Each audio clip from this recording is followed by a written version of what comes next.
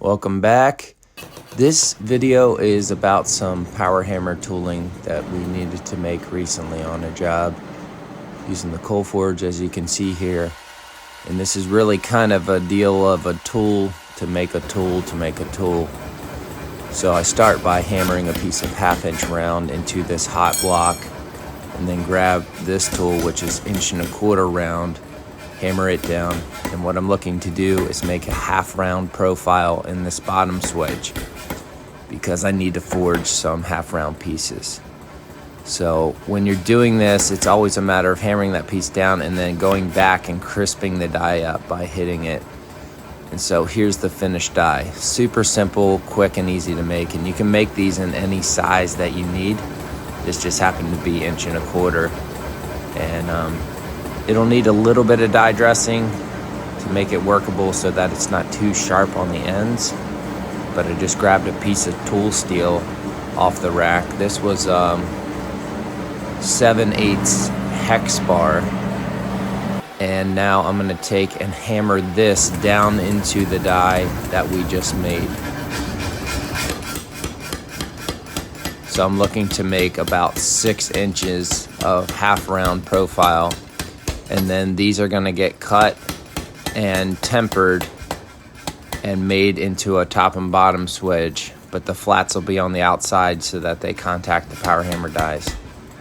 Jared was giving me a hand to keep this from skipping around.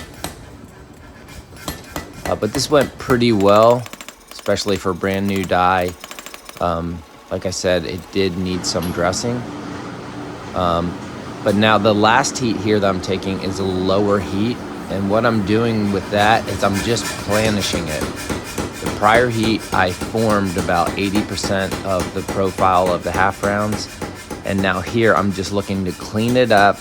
And I'm taking a lower heat so it doesn't overscale, and I can get a super clean, crisp 1/2 round forged out of there.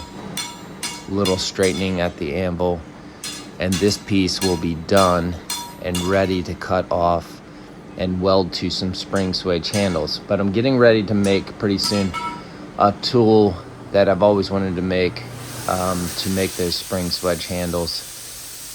Still cleaning up these 1/2 rounds here, just giving them a quick polish on the slack portion of the belt sander to make sure that they're nice and smooth and super clean. So grab some 1/4 inch by 1.5 inch in this case, and sheared up a couple blanks to make some spring swedge handles, cutting off those 1/2 inch rounds that we just made to make the top and bottom die. And then now I've cut a piece of I think it's about 3-inch round heavy wall pipe and a square, and I'm gonna make up a tool to make these spring swedge handles. So just welding these two together, and I saw my friend Nathan Robertson had a tool like this, and it's just super handy. After making it and using it a couple times, it's one of those things like, why didn't I make this 20 years ago? It just makes making those handles up so easy. So just welding those two pieces together, centered up, and then I'm going to weld those to a handle, and you'll get to see this in action in a minute here. Check out how this tool gets used. Super basic, but again, a tool to make more tools basically. So yeah, that's the finished piece. And now I'm also making some other short handles. These are out of 3/8 round so that they have some spring and give in them. But these are just quick handles that you can bend up at the anvil. And it's what I used and welded onto the end of that 1.25 inch round piece at the beginning of the video. And yeah, these are those bent up. They're super handy to have around just to make up extras. So this is that 1/4 inch by 1.5 inch, and I begin by heating the centers up and just bending them in a basic U shape real quick. And then once those are prepped, they will get bent finally with that tool that I just welded up. And you can see that in action here. And just what a nice, neat, simple job this makes to bend up these spring swedges. Basically you're just hitting to tighten that around there, but it does it so quickly and crisp and forms these handles perfectly every time. Again, I wish I had made this tool like 10-20 years ago. Should have made all my spring swedges like this. If you make them all by hand, which you can easily do, and I've done dozens like that, they just tend to look a little doughy, and this makes them come out so nice and crisp. And yeah, just a general hammering under the 2B. I'm really not using this hammer for the power. It's more for the size dies. They have 6-inch long dies, which is nice for forming that.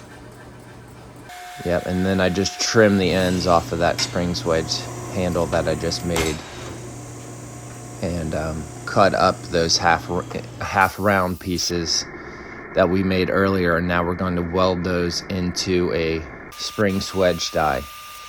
And again, you can make these up any size that you need, and I have several sizes of these on our tooling rack, but I didn't have 1.25 inch, and that's what I needed. So what I'm going to do now is a quick test piece to make sure that I'm happy with this spring swedge and to make sure that it's going to work correctly.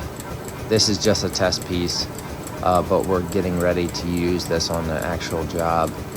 But just heat up a bar. I think this is a 1/2 by 1.25 inch, and let this tool work.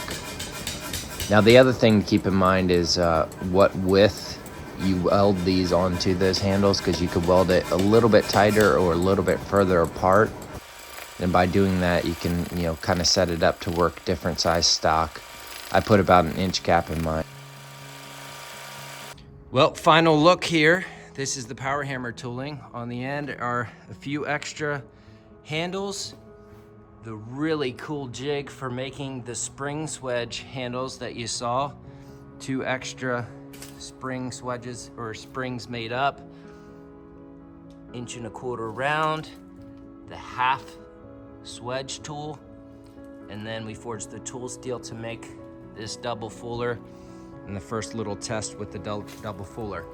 So all in all, great day forging. Well, I hope you got some ideas for your own tooling out of this video. Hope it helps, and God bless everyone. Thanks.